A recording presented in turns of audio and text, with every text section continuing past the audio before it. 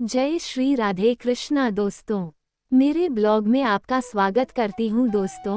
Please मेरे channel को like, subscribe, comments, share करके अपना प्यार और सपोर्ट जरूर दें। धन्यवाद। आज मैं आपको व्रज 84 कोश की परिक्रमा की कथा सुना रही हूँ, तो ध्यान से सुनिए। व्रज 84 कोश की परिक्रमा भगवान श्री कृष्ण की भूमि व्रज की परिक्रमा है, जिसे हिंदू धर्म में अत्यधिक पवित्र माना जाता है। ये परिक्रमा लगभग 252 किलोमीटर लंबी है और इसे पूरा करने में 21 दिन या उससे अधिक समय लग सकता है। इसे करने का उद्देश्य भगवान श्री कृष्ण की लीलाओं को स्मरण करना और उनके चरणों का स्पर्श कर जीवन को पवित्र बनाना होता है। व्रज क्षेत्र वह स्थान है जहाँ भगवान श्री कृष्ण ने अपने बाल्यकाल और युवावस्था में विभिन्न लीलाएं की थीं, जैसे गोवर्धन उठाना, कालिया नाग का मर्दन, रासलीला आदि। इस कारण से व्रज भूमि को श्री कृष्ण की लीला भूमि भी कहा जाता है और यहाँ की परिक्रमा का महत्व अत्यधिक है। व्रज 84 कोश की परिक्रमा को हिंदू धर्म में अत्यधिक पवित्र और महत्वपूर्ण माना गया है। इसके कुछ प्रमुख महत्व इस प्रकार हैं। 1. भगवान श्री कृष्ण से जुड़ी लीलाओं का स्मरण। ये परिक्रमा भक्तों को भगवान श्री कृष्ण के जीवन और उनकी लीलाओं से जुड़ने का अवसर प्रदान करती है। यहाँ आने वाले भक्त उनके विभिन्न रूपों और उनकी दिव्य घटनाओं का स्मरण करते हैं, जिससे भक्तिभाव और आध्यात्मिक उन्नति प्राप्त होती है। 2. धार्मिक शुद्धि। व्रज 84 कोश की परिक्रमा को करने से धार्मिक शुद्धि मानी जाती है। ये परिक्रमा जीवन के पापों से मुक्ति दिलाने और मोक्ष प्राप्ति का मार्ग प्रशस्त करती है। पुराणों के अनुसार जो भक्त इस परिक्रमा को पूरी श्रद्धा और विश्वास के साथ करते हैं, वे जन्म मरण के चक्र से मुक्त हो जाते हैं। 3. प्रकृति से जुड़ाव। व्रज क्षेत्र में भगवान श्री कृष्ण ने अपनी लीलाओं का प्रदर्शन किया था और यह क्षेत्र प्राकृतिक सुंदरता से भरपूर है। परिक्रमा के दौरान भक्त वृक्षों, सरोवरों और वनों के बीच से गुजरते हैं, जो एक आध्यात्मिक और प्राकृतिक अनुभव प्रदान करता है। व्रज 84 कोश की परिक्रमा धार्मिक दृष्टि से अत्यधिक महत्वपूर्ण मानी जाती है। धार्मिक ग्रंथों में कहा गया है कि व्रज की धूलि में भी भगवान श्री कृष्ण का वास है और यहाँ के कण कण में उनकी लीलाओं की स्मृति बसती है। जो भी व्यक्ति व्रज की परिक्रमा करता है, उसे अनेक पापों से मुक्ति प्राप्त होती है और उसे मोक्ष की प्राप्ति होती है। परिक्रमा करने वाले श्रद्धालु अपने जीवन के कष्टों से मुक्ति पाकर आध्यात्मिक उन्नति प्राप्त करते हैं।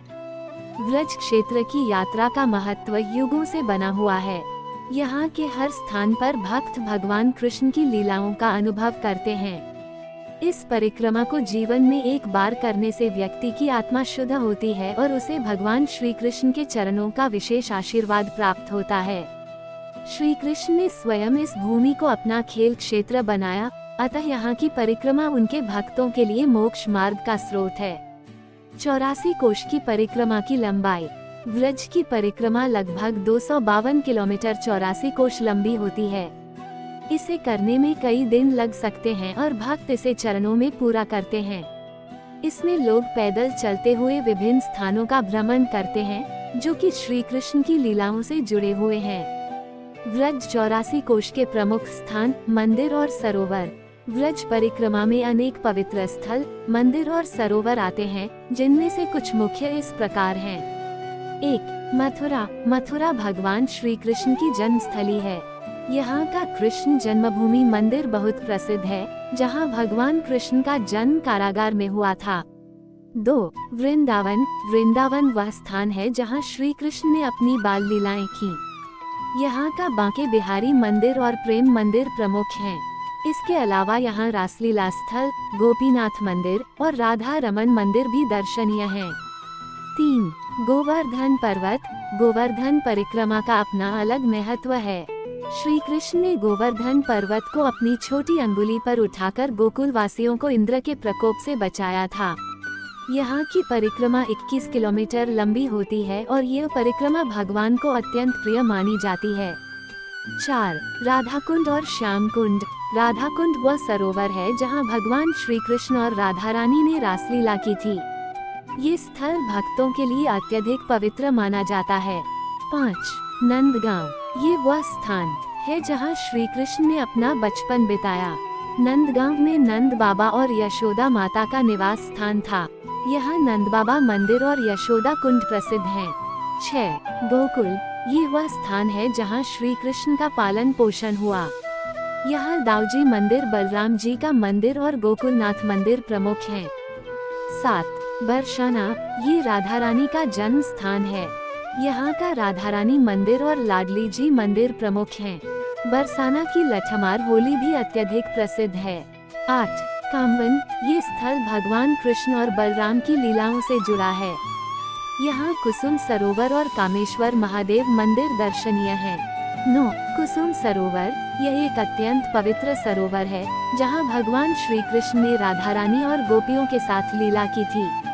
ये स्थल व्रज परिक्रमा का एक महत्वपूर्ण हिस्सा है। 10. बालाजी मंदिर, महावन, महावन वह स्थान है जहाँ श्री कृष्ण ने अपनी बाल्यावस्था की लीलाएं की। यहाँ का बालाजी मंदिर अत्यधिक प्रसिद्ध है। व्रज की परिक्रमा में जो स्थान आते हैं वे भगवान श्री कृष्ण की विभिन्न लीलाओं से जुड़े हुए हैं। इनमें से कुछ प्रमुख कथाएं इस प्रकार हैं।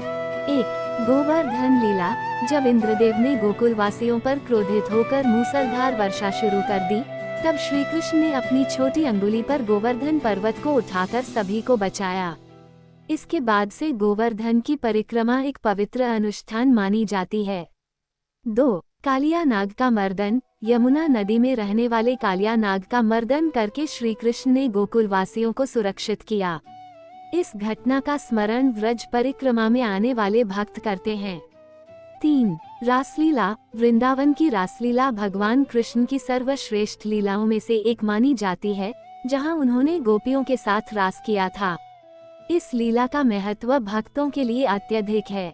गोकुल वह स्थान है जहां भगवान कृष्ण ने अपना बचपन बिताया और कई अद्भुत लीलाओं का प्रदर्शन किया। यहाँ भगवान ने पूतना का वध किया, यमलार्जुन वृक्षों का उद्धार किया और माखन चोरी जैसी बाल लीलाएं की। नंद भवन, ये स्थान भगवान कृष्ण के पालक माता पिता नंद बाबा और यशोदा माता का निवास स्थान है। ये भवन भगवान के बाल्यकाल की लीलाओं से जुड़ा हुआ है। रामनरेती, यहाँ भगवान कृष्ण ने अपने बाल्यकाल में खेल खेला। ये स्थान अत्यधिक शांत और पवित्र माना जाता है और भक्त यहाँ आकर भगवान की बाल लीलाओं का अनुभव करते हैं। राधा कुंड और श्याम कुंड, ये 2 कुंड गोवर्धन पर्वत के पास स्थित हैं और इन्हें अत्यधिक पवित्र माना जाता है। कहा जाता है कि भगवान कृष्ण और राधा ने यहाँ स्नान किया था।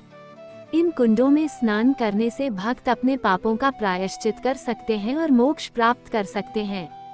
मानसी गंगा, मानसी गंगा भगवान कृष्ण की इच्छा से उत्पन्न हुई एक पवित्र जलधारा है। इस स्थान पर स्नान करने से भक्तों को अत्यधिक पुण्य की प्राप्ति होती है। व्रज परिक्रमा के दौरान अनेक कृष्ण मंदिर आते हैं जिनकी अपनी विशेषताएं हैं। बांके बिहारी मंदिर, वृंदावन, यह मंदिर भगवान श्री कृष्ण के बांके बिहारी स्वरूप को समर्पित है। यहाँ का वातावरण भक्तिमय और अत्यंत आनंदित करने वाला होता है। राधा रमन मंदिर, वृंदावन, इस मंदिर में भगवान कृष्ण के राधा रमन स्वरूप की पूजा होती है। यह मंदिर वैष्णव संप्रदाय के अनुयायियों के लिए अत्यधिक महत्वपूर्ण है। द्वारिकाधीश मंदिर, मथुरा, यह मंदिर भगवान कृष्ण के द्वारिकाधीश रूप को समर्पित है, जहां वे द्वारका में शासन करते थे। यहाँ की आरती और सजावट बहुत प्रसिद्ध है। गोविंद देव जी मंदिर, वृंदावन, यह मंदिर भगवान कृष्ण को समर्पित है और इसका निर्माण प्राचीन काल में हुआ था। यहाँ भगवान गोविंद की पूजा की जाती है। व्रज 84 कोश की परिक्रमा का उल्लेख विभिन्न पुराणों में किया गया है। विशेष रूप से स्कंद पुराण, भागवत पुराण और विष्णु पुराण में व्रज क्षेत्र और इसकी परिक्रमा का महात्म्य बताया गया है।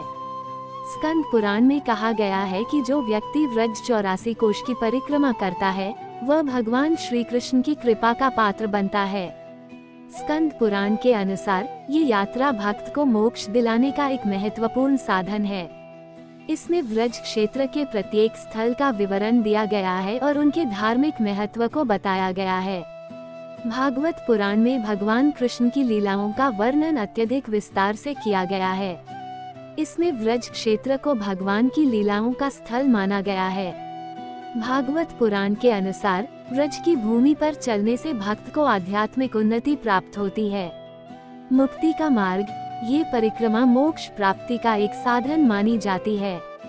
पुराणों के अनुसार इस परिक्रमा को करने से जन्म जन्मांतर के पाप नष्ट होते हैं और व्यक्ति को ईश्वर की कृपा प्राप्त होती है। इस यात्रा के दौरान भक्त व्रज भूमि के पवित्र धूल से गुजरते हैं, जहां भगवान ने अपनी लीलाओं का प्रदर्शन किया। ऐसा माना जाता है कि व्रज भूमि पर चलने से भक्त पर भगवान कृष्ण की कृपा बरसती है। पुराण में उल्लेख है कि व्रज 84 कोष की परिक्रमा करने से व्यक्ति के सभी पाप धुल जाते हैं और वो अगले जन्म में भी पुण्य का अधिकारी बनता है। व्रज 84 कोष की परिक्रमा भगवान श्री कृष्ण की लीलाओं का स्मरण कर जीवन को पवित्र बनाने का एक माध्यम है। ये यात्रा धार्मिक आस्था का प्रतीक है और व्यक्ति के जीवन में आध्यात्मिक उन्नति का मार्ग प्रदान करती है। परिक्रमा के दौरान श्री कृष्ण के विभिन्न रूपों और उनकी लीलाओं से जुड़े स्थलों का दर्शन करते हुए व्यक्ति अपने जीवन में शांति और संतोष का अनुभव करता है। आप सभी का धन्यवाद।